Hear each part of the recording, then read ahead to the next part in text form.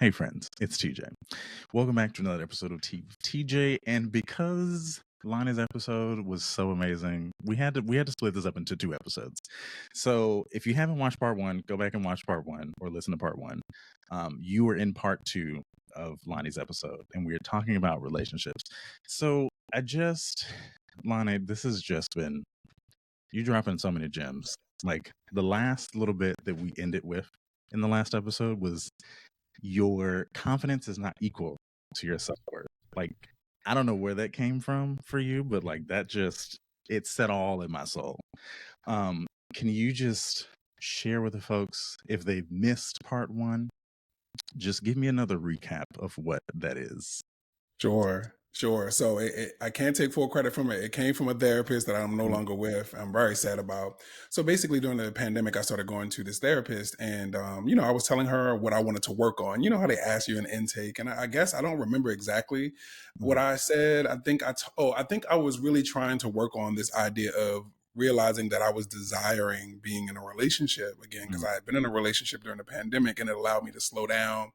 And I've always been a super confident person, just as context. And so I go into this, and as we wrap up, she's like, we're going to work on your self worth throughout this process. And I was like taken aback, like, wait, I'm super confident. Like, I have a master's degree, and, I'm living in New York City by myself, and I have all these cool accomplishments and things. And I feel like I know who I am. And she was like, yes, you know who you are. You are confident, but your self-worth is not necessarily attached to your confidence. Because if your confidence is not grounded in self-worth, they're separate. And through that journey, I learned that, I have to learn to love myself and require others to love me simply because of who I am, not because of what I can produce. And it can be a little confusing because part of who you are is what you've done and, your accomplishments, and it makes up a whole person. But when we start talking about relationships and our relationship to ourselves, that's when I learned, like, I actually have been confident because I've had a lot of external accomplishments. I've moved from my hometown. I was the first to go to college, yada, yada, yada, yada, yada, yada. Good things, but these things don't necessarily equate to me loving the person that I am.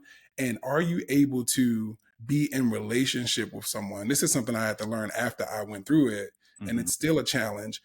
For me, it was like, are you able to be in relationship with someone and just sit there and do nothing and say nothing and be yourself and feel like you deserve love? And subconsciously, I didn't know that I didn't feel that. Not that I was filling up every little blank with a person, every quiet moment with noise, but I do think that there was this part of me that felt like people like me because of all of this, whether it's my height or my style. It wasn't so much about they like you because of who you are. So that led to me being the type of person who always sort of like showed up at a high level. You never saw me down. You never saw me upset. You never saw me, and that's very unhealthy for a person because all of us have moments. So I wasn't showing up. I was, in a lot of ways, I wouldn't say I was performing, but I was leaning more heavily onto accomplishments versus, hey, if you're like, I just deserve to be loved because I'm me and it's my birthright. And then there's all the other stuff that comes with it. So yeah, that's kind of, the lesson. Sweet Lord. I am curious to know from you, because I've had experiences like this of my own, but where does trust fall for you when you are, and I don't even want to restrict this to romantic relationships, because I think there's a certain level of trust that has to exist in professional relationships, community relationships, creative relationships.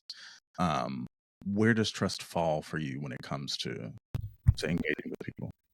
Wow, you really tapped in somehow, because trust is something that comes up a lot in relationships for me. Not so much in the sense of like how some people like don't trust and they gotta look through phones or things like that. Not like that, but it's very hard, TJ, to break through the layers to get into an intimate relationship with me. I'm just going to be real about that. It's something Mhm. that I won't say I denied for years, but it's something that's come up enough for me to say it's true.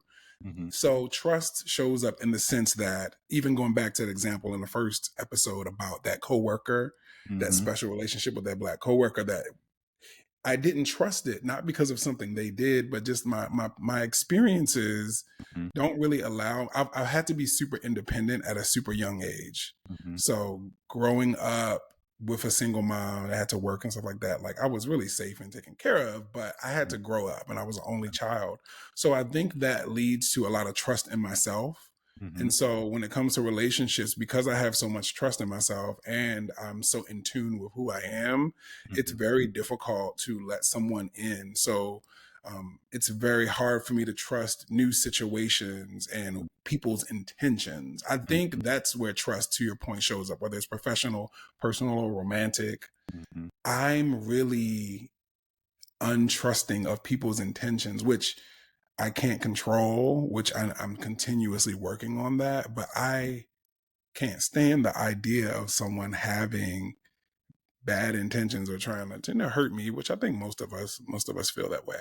And I Right. have been hurt, by people that I trusted, of course. So that Mhm. adds to it. So I would say that's where trust shows up. But this is another gag that might gag you and gag me too. Not that I take self responsibility for everything, but I do think self responsibility is important. Mhm. Tabitha Brown actually said this random about cooking, because she was saying she has a book called Cooking from the Soul and it doesn't Mhm. have measurements. And she said, if you need measurements, you don't trust yourself in the kitchen. And I Mhm. think in the same way with trust, as much as we try to put it on the other person, well, I don't trust you because I don't know your intentions. Mhm. The question is, do you trust yourself? Right. So I have to trust that if I'm forming a relationship with TJ, that either my sense of my indicators and discernment are going to go off and say this is a person not worthy trusting or something. So Mm. that lack of trust actually comes from a lack of trust of self. Mhm. So I had to learn I'm learning to apply the trust I have in myself to allow me to be more vulnerable when it comes to opening up to new experiences. But it's a Mm. journey. I'm not perfect at it at all. Look, I get it. I'm still working through it every single day of my life, and I think even, dear God, even in one, I want to acknowledge that this show has been a space for me to be vulnerable with other people, and somehow, um, the intention behind it was not to have vulnerable moments with people. That was not what I wanted to do necessarily. Like, I very much wanted to just have conversations with people that were interesting and things that felt similar to the types of conversations that I have with friends in New York City at my favorite tea shop. But what I've realized in doing this now for 3 seasons, two of which with guests, is that for most people, um, entering into this space with me and having a moment of vulnerability has one connect like forged a deeper connection between the two of us. Most of them generally have been friends or someone that I've like connected with and like wanted to continue to pursue that connection with them. Um, but in each of those moments, they've cracked open these like kind of like life insights, right? And I've learned a lot from the people that have shared moments with me, and then I've shared stuff with them. And even in this moment, hearing you speak, I'm like, shit, yeah. That trust is so much more about self than it is the other person, and the discernment of like what is the actual intention, right? What is their intent? And I think I have experienced a lot of, and I said this before asking the question, um, for the longest time, I think I dealt with trust issues similarly to you, because I grew up in a single home and like trusting that no one else could deliver on the things that I needed to be done or wanted to be done. And so I had to do it myself, right? Even with being in a relationship.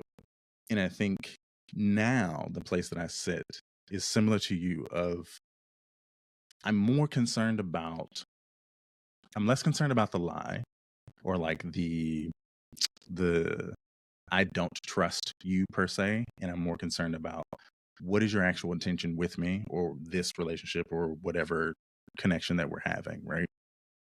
because I'm trying really hard to be intentional with everyone that I encounter, right? So it's funny because I had this conversation with someone that I was talking to a few weeks ago, and it shaped our relationship. But I told them, I was like, I'm trying to be very intentional with you specifically because we've never met before, right? I'm very interested in you. I want to know more about you. There's something here that I can sense that, like, the moment we met, I felt a spark, right? And even in that, of them like acknowledging that, they were still very closed. And I tried to express, I'm like, hey, I'm trying really hard to be open with people and like forge connections and get to know people. Like, you don't have to pretend with me. I don't care whatever version of you that can show up, that's the version I want. I don't want this presentational version of you. I want the actual version of you. Because that is what's going to ultimately shape my opinion of you and shape whatever relationship forms from this moment. And unfortunately, they were too, I'm not trying to spill anybody's tea, but they unfortunately It's they called the couldn't Tea with deliver. TJ. It's called the Tea with TJ. Let's They get it. couldn't deliver on that, and we had to part ways, which was unfortunate because I found them very interesting, and I could see the love and care that existed there, and I wanted them to just actually show up for themselves, not for me. But Yeah, I mean, this is related to what you said, but also something that came up as you were talking that you just uncovered.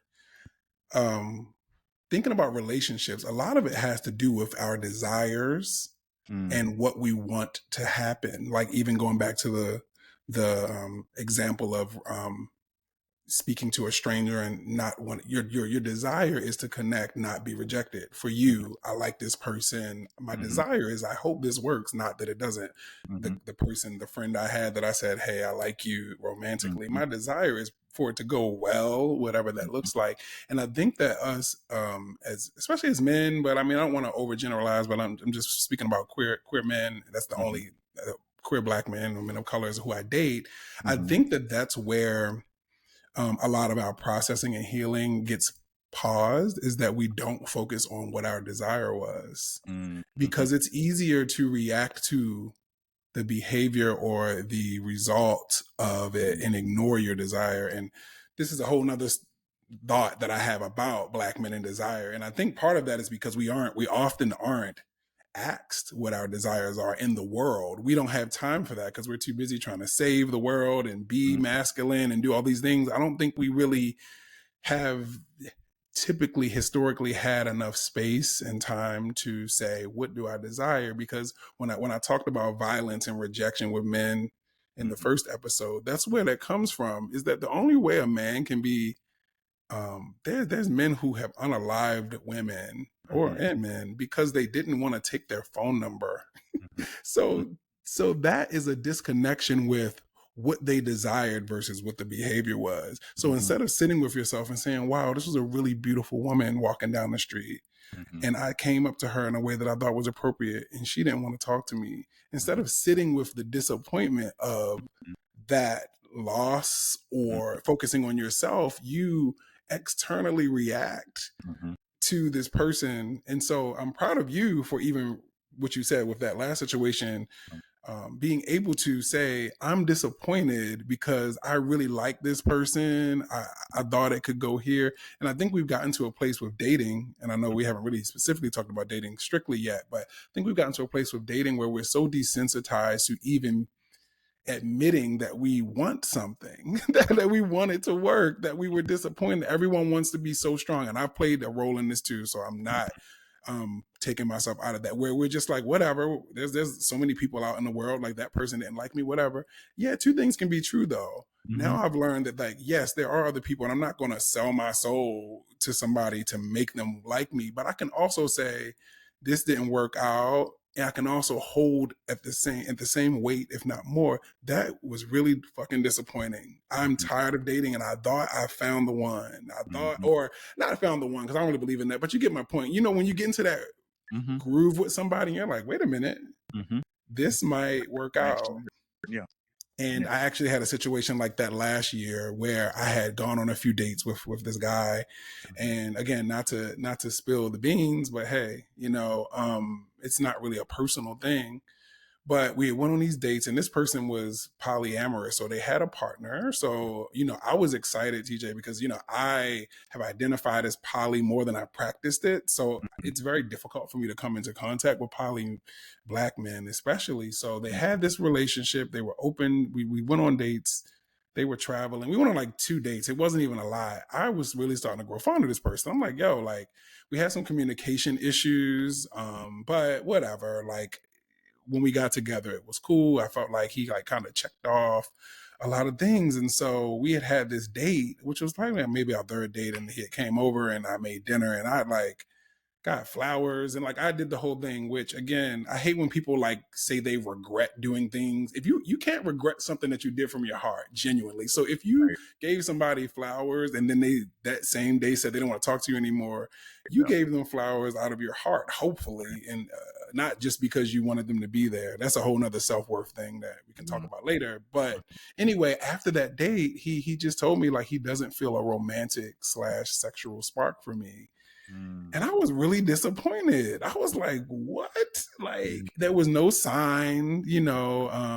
I've also been taking it a lot more slow sexually in terms of like how soon I have sex. So like sometimes that I think shows up for people as like you're not interested, which is a whole nother story Mhm. about attraction and desire for people. But that was hard because I thought it was going well. There's nothing like thinking something's going well and there's no signs, and somebody's just like, "Oh, I'm not interested." You're like, "What? Mhm. Look, What happened?" So that can be rough, but when you have, to your point, a sense of self-care, Mhm. there's nothing wrong with you just because something didn't work out. And I think a lot of people feel like that something's wrong with them when something doesn't work out, and it leads to a trickle effect or a domino effect of them not dealing with the core issue, which is self-love. Yeah. I think that's a problem that exists amongst all of us of not really figuring out or feeling like there is something wrong with us when we face rejection in all facets of life. When in reality, it usually has nothing to do with you. Um, I'm curious if you're okay to touch on it. We've not talked about the polyness of all of this. In this is part two. So Yes, let's get uh, into the polyness. Yes. yeah. So what has been your experience as a polyamorous person? You know what? It's been hard, TJ. Mhm. I'm not going to lie to you. I would say it's easy in the sense that I always like to say life gets easier and harder when Mm, you can put words to something that you feel internally. And I'll go back to my example about teaching youth about attraction, right? Imagine how much easier a lot of Black gay men, especially like gay children, right, or curious, whatever, like yourself, growing up in the South, mhm, or wherever. mhm, If they just had words for their internal feelings, and that just goes beyond attraction. You think about violence. Think about I'm jealous. That's why I'm bullying people. mhm, Naming how you feel is really important for all humans. mhm, So I'd say on one hand, it's been really easy to be poly or identify as poly because it like named something that I've felt and couldn't put a name to. And but it's been hard because socially, I mhm, feel like it's something that, in my experience, in our community, there's either two kind of perspectives towards it. I think mhm, there is a community of poly queer folks, but they aren't necessarily always people of color. mhm, And it's like this underground world because mhm, of the social mhm, response to it being typically negative, or there is this negative response, or so there's three. And then lately, I've been feeling like, especially online, that people almost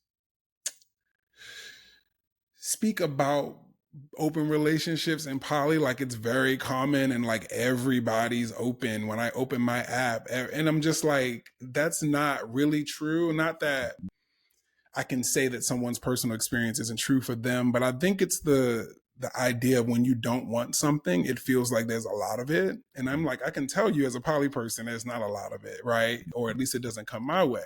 But I Yeah. think it's like this example I heard years ago. If you are a size medium and your best friend is a size 2X, Mhm. and you go to the mall, or they go to the mall and they come back to you and they say, like, yo, like I never see a 2X in the store. That's so frustrating. And you say, I see 2Xs all the time.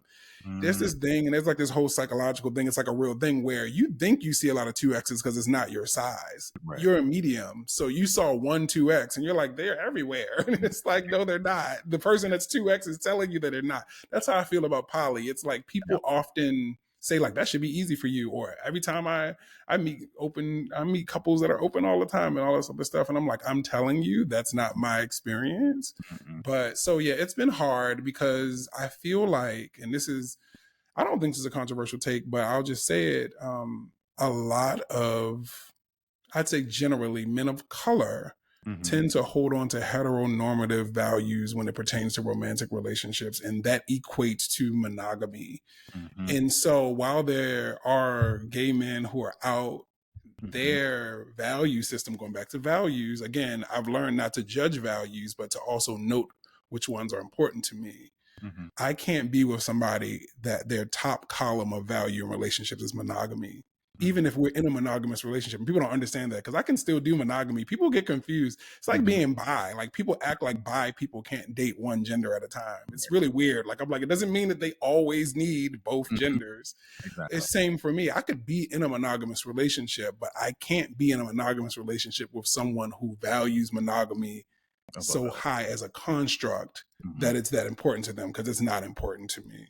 Yeah. So Very. that's been my experience. It's been hard. I've had little glimmers of hope in terms of like meeting poly people, meeting open people who are not poly but open to having a poly partner, Mhm. but it's been few and far in between. And I'm really open about it and forthcoming about it, which I think in some ways, I guess works not to my detriment because I value authenticity, but because I talk about it so much, it's on my profiles when I'm on dating apps and stuff like that. Mhm. I'm very clear about it because I have been in situations where people say they're open to it. And then when it really gets down to it, I don't know if you've experienced this, they're Mhm. not really open to it. They're just like you. Yeah. Sweet Lord. Uh, I've had a few experiences. So my partner and I, my primary partner, which is, and I had a discussion with Jay, the gentleman from Dear Black Gay Men, where this conversation kind of got birth. Um, and I've stopped using the primary partner language because the perception of that is like, well, then how does the other person feel if they are also your partner, but being called a secondary? And I'm like, it's just the language that was picked up when this came to be. It's poly Um, language. Yeah. right. Yeah. But so my partner and I have been together since 2007, and around, I think it was like 2014 is when we discovered the whole idea of poly and engaged with someone else who we had been friends with, who we both had a mutual attraction to, and decided to like engage in that. And it really opened up a whole world of things because for the first time in our relationship as adults, we both were like, oh, we can still have just as much love for each other and like or love someone else. And that doesn't discredit the relationship that we have because this whole societal thing of like this heteronormative situation between two gay men means that like monogamy is the only way to have a relationship when I'm like, that's not true.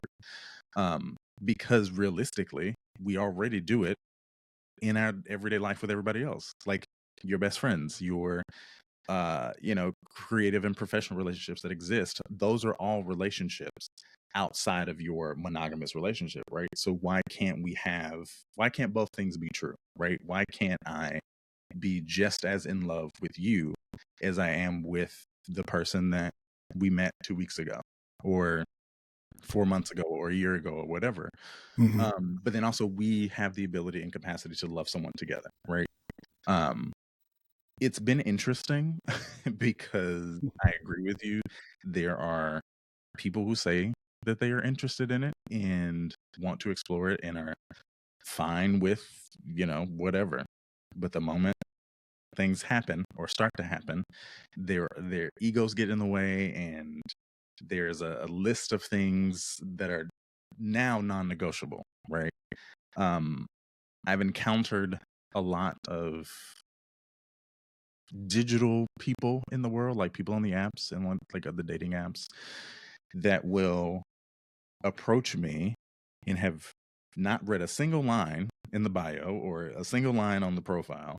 In the moment I bring it up, because I also, similar to you, I'm always very upfront about it because I don't want to mislead anybody. I want to very much say, hey, I'm in a relationship. These are the rules. This is what we have set in place. Just so you're aware. If you want to continue to engage, great. If not, that's also okay, because I'm not necessarily searching for something else. But to a lot of people, especially on the apps, I feel like that's what the perception is that you're out here searching for something else, or trying to replace, or trying to maneuver or navigate something and like be sneaking on it. I'm like, no, actually, I'm not. I'm like, he has a profile and he's sitting next to me right now. Like, Right. Yeah. you probably see us next to each other on the grid. Mhm. But it's interesting because I agree with that whole concept of the 2x versus medium. Like, people seem to only see what they don't have or want, and it's until what is actually in front of them, and then all of a sudden it's like, oh well, actually, no, I'm good.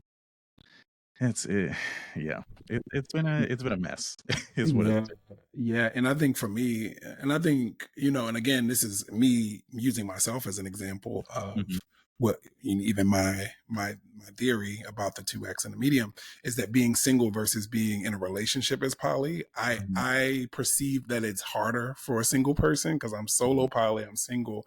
And I mhm, feel like the people who are open to poly, their first connection to it usually is a couple that's open. So mhm, for some reason, I feel like people can like understand it if you're in a relationship and it's like, okay, you're open. Like you either have a visceral reaction to it, but they get it. But like me being single, it's like people have told me like, I don't even know you yet. And I got to think about like getting in a relationship with you and then thinking about adding somebody else. So mhm, that has been hard for me. But like I said, for me, my whole experience with poly, putting a word to what I was feeling. And this is so funny. Going back to like high school, maybe, I mhm, remember the whole Will and Jada stuff. This was way mhm, before mhm, what is his name? mhm. The Yeah, situationship or whatever, the mhm. entanglement. This that Entanglement. happened recent. But remember, like used to always be rumors about them being swingers. And Mhm, I remember when that whole gossip was going around, it never felt like something that was wrong to me. I always was like, what are y'all so up in arms about? Like if they're consensually, I didn't have the language yet, but it mhm, never felt like, oh, ew, and that just always stuck with me. I didn't know about poly or what it meant. But I'm like, well, if they're married and they just happen to go to these swinger parties and have fun, like whose business is that and why does it matter? mhm, And that's where I think the spark started for me. And then I found this sexologist. Shout out to Shan Boudram. I don't know if you follow her. mhm, Shan Boudram is this like young sexologist, and she and her partner, who's now her husband, she had an episode of her YouTube channel where she talked about how they were poly because her ex-boyfriend had hit her up to like mhm, meet with her to like just have a conversation, and she brought it up to her partner, and they just basically realized that like, hey, like let's talk about everything, if we want to go meet with somebody or do something or go on a date. And they just became poly, and I started looking into it and I'm like, this really resonates. mhm. But yeah, I agree with you. It's that's a heartbreaking one. I'll tell you, when you tell somebody, and I know you probably going through this too, you tell somebody that you're poly and then they accept it and you're like, whew, great, like let's go. And then as you start getting into the reality, especially you having a partner, I know it's different for you because you have someone else you have to consider. I don't. So like then it's like, oh, your time being split or whatever that may look like. Then Mhm. they're like, oh, maybe I don't want to do this. And that's been the more hurtful situations because I'm like, well, I told you, and you said you were cool, and like, why are you not cool now? I will say it's very interesting for the type of relationship that we have now compared to when we first started this, because there are people that I've dated and have engaged with that, like, yes, have been a part of like the three of us, but also completely separate. Um, and they've had no interaction with him. Like, one of the things that I try to think about when I'm engaging with people is that if I'm choosing to spend some time with you, I'm choosing to spend time with you. Like, the outside world does not exist unless you want it to exist. But if we're on a date, if we're having dinner, if we're grabbing drinks or whatever, that time is our time. And I think it's hard for people to grasp that concept in the back of their mind, still knowing that there is someone still attached to me, right? One of the first, someone that like we started dating and have become more friends now. But one of our first encounters, I was like, if you have no interest in like getting to know him, that doesn't have to be a part of this equation. And for about 3 weeks, anytime we were together, like no phone calls, no texts, none of that. Like we hung out a bunch and they had never seen him. And they finally were like, wait, is there someone like, is there actually someone else? I was like, yeah, like if you want to meet him, you can. But like my goal is to give you, my intent behind all of this is to give you the time and attention because this is happening between the two of us. Like, again, if you want something else to happen, that can happen. But like, I'm all about, face-to-face time with the individual that I'm talking to. Yeah, I love that. That's the kind of relationship I want. My and I'll give you my perfect scenario relationships, situation. And I'm interested to hear if you're open to it, what your boundaries and rules are with your partner, because I feel like that's very interesting. And I think something that hopefully people can take away from this is that poly relationships are not monolithic, just like monogamous ones are. There's monogamous relationships where a guy or a person can go hang out with their boys and go on vacation with their friends, and there's somewhere where they don't. But I feel like when it comes to poly, they try to put us all into one box, like, oh, we're just sluts. We just like to have sex with a bunch of different people, and there's no rules, everything goes. And we're just like kind of like not satisfied, and we're always searching for something else, which is not actually true. But for me, my ideal situation is that I would have two partners. I don't want a primary partner. To your point, I consider myself solo poly, and for those listening, solo poly means that I consider myself as my primary partner. So I don't really want any hierarchy. Like, I don't want to live with the person or whatever, but I want to have two boyfriends. To your point, that's separate. They know about each other. They know that I'm poly, and it's all open, but like I don't need them to engage. I don't necessarily want to be in a throuple. If I'm creating it. Interestingly enough, I feel like I could be in a throuple if I was invited into one, but I don't think I would build one I'm just from going to interject and scratch. say that thruples vacations are a lot cheaper. But yes, go ahead. Listen, bills, the way this economy is set up, divided by 3. Come on now. So that's sort of my goal when I talk to people. Well, that's what I tell people, that's the ideal for me. I think I'm interesting that you brought the thing up about anchor partners, because I do think that, like, for some reason in your poly journey, I think everyone's relationship to anchor partners changes. Mine has changed a bit. At first, I was like, no, I don't want an anchor partner. As you just heard, my ideal situation is not to have one. But I had a conversation with someone that I was dating once that shifted it a little bit, because they said, because I sometimes, again, I can admit I can be a little, because I'm so independent, and like I was an only child, I often don't always think about the other person. I know that sounds bad, but listen, I'm here to be honest. No. I don't always think about what someone else needs to be happy. Now, of course, if what they need goes beyond my boundaries, I can't do it. But sometimes it's hard for me to compromise. I'm just going to be honest. And with this person, what I found out from this relationship was that, oh, you needed something that I don't necessarily need as highly as you need it. And some people just need especially in a poly situation, they need that like title that it gives them a sense of safety that it doesn't give me. But I over the past year or two, I've sat with myself and said, if my partner needs to be the anchor partner, I think I'm open to having that conversation now, because if they're able to express that, hey, I know this is not like as big of a deal to you, but as for me to feel grounded in this, it would make me satisfied, or it would do something for me to be the primary partner. And I'm like, oh, now I can see that, more than I could before. And I'm open to it. Interesting. Yeah, I find myself to be, especially in now in like the last like 7 or so years. I'm a very nomadic person, and I don't necessarily need like a home base per se. Even in like living situation, I think just with being a performer and like constantly going on tour and all of that stuff, I'm okay to live out of a suitcase. I'm okay to like pack my shit up and leave in 2 days if I have to. So there's less of that I think exists in our relationship currently, whereas in the beginning, because we met when we were so young, that was a huge thing to be. And I think that goes back to this heteronormative way of being that we were all taught, that like this is how life is supposed to look. But as we both gotten older and kind of like further developed our own like careers and our lives, we've both come to this realization that yeah, it would be nice to come home to someone, but also I think because we've been together so long and because of where our relationship is now, I'm sorry, I did not mean for that to happen. Because of where our relationship lives now, that's not as that's not as a that's not much of a core value for us anymore, as a collective. And I Yeah. think it's funny you brought up boundaries, because that was going to be my next question to you. At this present moment, there are very few boundaries left for us, and I don't mean that in a negative way.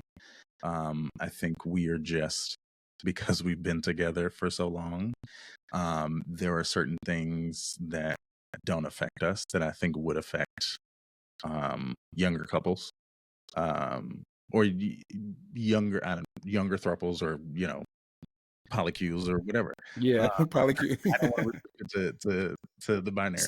So is Um, it more like if you all meet someone, it every new person is like more of a new, not a case study, but it's like I'll talk to them and engage and see where this is going, and then, or is there like a rule like, hey, because this is what I'm super curious about.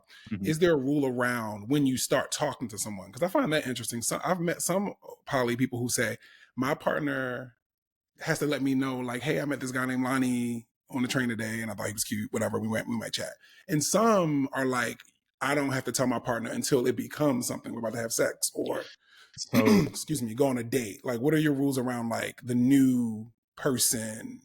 it's funny because it's different for both of us. So for me, Okay. I more so want to know if you're engaging sexually with someone else. For him, it's all about emotions. He very much is like, if this is getting serious to the point where you want to invite them over, let me know. Or if this is someone that like you're going to be spending lots of time with, let me know.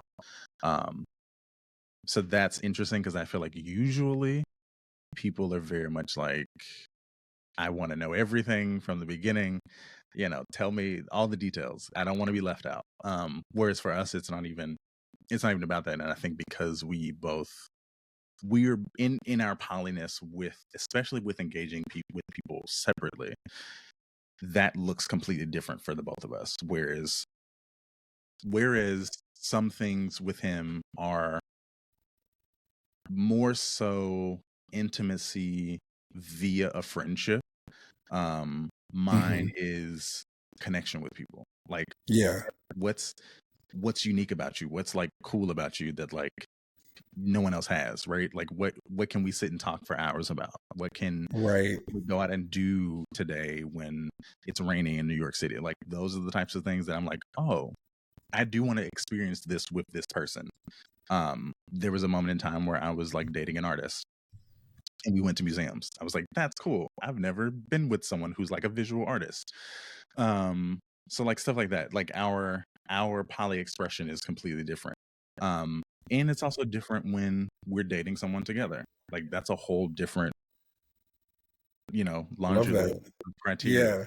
Yeah. So Because so it sounds like it's pretty, I hate to use the term open because it's so overly used, but it sounds like it's pretty open in the sense that you guys could, you sometimes play together, you play separately, or if it gets serious, you even, have you dated the same person before as well? absolutely, Yeah. the Yeah. first person we dated together was the reason we became poly. I love It that. was intimate at first, and then it turned into a relationship, and that's how we discovered that we were polyamorous. Y'all were both Uh, like, y'all like, yeah, listen, wait a minute. Let's yeah. that's how you know it was fire. You know, that session was fire. Y'all looked over like, Mhm. I Uh, love that. I love yeah. that. And then the second one was more recently. We're friends now. We're not like together, but we were a throuple for about a year.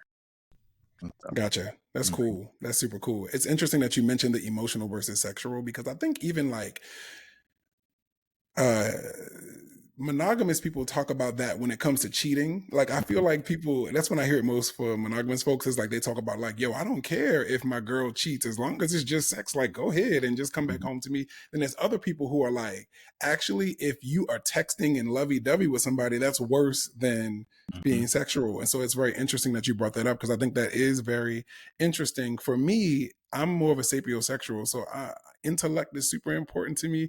mhm, So that's another layer to why being poly is different for me, because I've been with people who have been like, if you just wanted to have sex with other people, I could probably be more open to it. But I actually want two real emotional relationships. Like I want to be boyfriends, because I kind of need that for the sexual part. Like not always, but mhm, ideally I want to be engaging like that. I want to have less casual encounters and more depth. And I could even see myself, I thought about this before, having one partner that I wasn't even sexual with. mhm, Like that it was just emotional, and maybe they were aside, or maybe they were mhm, abstinent, or maybe they had another partner where they had sex. I think I want more of the mind. And I always say I'm being real vulnerable. I'm in this vulnerable. I think because I'm about to turn 40, I feel like I'm just like saying, you know how they say older people, not that 40 is so old, but still I'm growing. You know how mhm. they say like older people just say whatever and don't care. I Yeah, feel like I'm getting there. yeah. And I feel like my toxic trait is that I want to fuck someone's mind, which Mm, is like, I think, you know, some people just want to use like physical things. But I think like I want somebody to be in love with me. Like, are you crazy? Like, it's not me. Like, why would you want to be in love with me? You know? And I think that can have a deeper connection sometimes than just casual sex. But like, I'm like, no, you need to like me. You need to know that I'm a cool ass person and like be mhm, into me. And mhm, so, to your point, I see myself in my future relationship, because I can only dream and write it down. mhm, Is that I would want to, I'm kind of like you. I don't think I would need to know that you met somebody, but I want the relationship to not feel like you have to hide it if you mhm. want to tell me. Right. Like that's really the most important thing to me. Like Mhm, I don't think it would be a hard boundary. Like, oh my goodness, you met some guy and you didn't tell me. mhm, I don't care. Like, but if you're going to start dating them, or like you said, being around them more, let me know. mhm, My vision for my relationship, whether it's monogamous or not, TJ, is that we have open communication where you want to, I always think about it like this. I used to be like really grossed out by the idea when people used to say like my partner's my best friend, but mhm, now I get it. Now that I'm older, I'm like, I get it. Because when I think about my best friend, I can't wait to tell him mhm. everything, like, because we're going to laugh about it, we're going to have a story about it. I'm going to say like, I met this guy at the gym and da da da happened, or there was a really cute boy that was the maintenance man, and we laugh about that. I want to come home, or I don't really want to come home because I'm solo poly, but I want to meet somebody and be excited to tell my man, because I'm like, I'm with you. Like, I just met this guy and he was cute, and like, you want to see the picture or whatever the thing is between us. I just want that to be a thing, because I've lived a life where I couldn't do that. Mhm, And it doesn't feel good to have these like interactions or feelings and you can't tell your partner. And I don't think that has anything to do with poly. And I think a lot of monogamous people would learn a lot from that. I agree. Like just being open to what your partner really is going through and experiencing versus the image of them. Mhm, mhm. Oof, I say that's a Yeah. whole nother. That's a whole nother. I ain't trying Um, to split this up to a million yeah. parts, but Well, absolutely, it's good to hear you break down, and thank you yeah, for being open about that, because I yeah. feel like we don't hear the intricacies of people practicing poly, and like what that could look like, and Mhm, the freedom in it, and the challenges in it, but also that there is a way for you to create what you want to create, and that's really what's the most important thing in my opinion. absolutely. And I hope this has been helpful for folks who listen or watch that are poly or considering being polyamorous, who don't necessarily feel represented, um, in these social spaces like social media or YouTube or on podcast platforms. Um, I hope that this has been like helpful and informative and, giving you a peek into folks who look like you. Because that has been my number 2 goal on Tea with TJ, to give voice to creators and people who look like us. Absolutely. So thank you, Lonnie, for doing this. I'm baffled. I'm like gobsmacked. Me too. We were able to do this in 2 parts. We did that. So before we get into our last 3, where can the folks find you? Absolutely. So you can find me on all social media platforms at my name, just Lonnie Woods III. So spell it out, THETHIRD, on Instagram.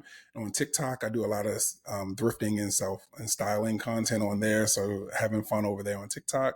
And also my podcast, What I Did Wrong, you can find, just search that wherever you find your podcast and your music. And yeah, feel free to reach out on me on any of those platforms. And I am single. Not that this is a pitch, but as I said, here I am. There you go. This isn't a pitch, but wink, wink. Hit me up. Slide in my DMs. You never know who's gonna see it. So I welcome. You miss all the shots you don't take, y'all. So for our final 3, we'd love to just give a nugget of knowledge to the audience. How do you practice gratitude? Wow. That's a great question. How do I practice gratitude? I think that gratitude for me shows up when I accomplish something that I once wished for. You know how sometimes they say, whether you're religious or not, people say like you're living the life you once prayed for. I don't necessarily believe in it like that because I'm not religious. But when I do something that I manifested or I thought about a long time ago, and it's like, wow, that just happened. I think that's where gratitude shows up for me. So I practice it by honoring the moment that I manifest through, believing in myself or believing in an idea. I love that. Where do you find love?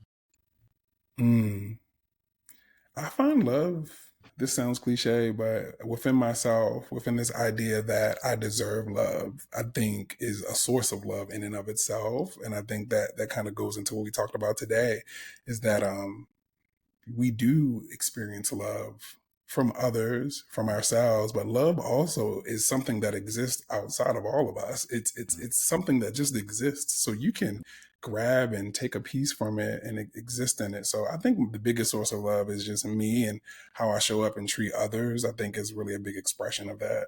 I love that. And then final question, where do you find beauty in the world? Ooh. I find beauty in leaning into the things that I like that society says I shouldn't like. Because the question isn't if I like it, it's am I afraid that someone else will judge me for liking it? And that is where I find the strength to lean into that, because it's like, no, you actually like that. You just are afraid of what someone else might say about you liking it or the judgment that may come from it. That was perfect. That was beautiful. Thank you. Oh my gosh. Again, thank you for doing this. This has been amazing. I couldn't have asked for a better guest. Happy to be here. And with that, friends, I will see you next week.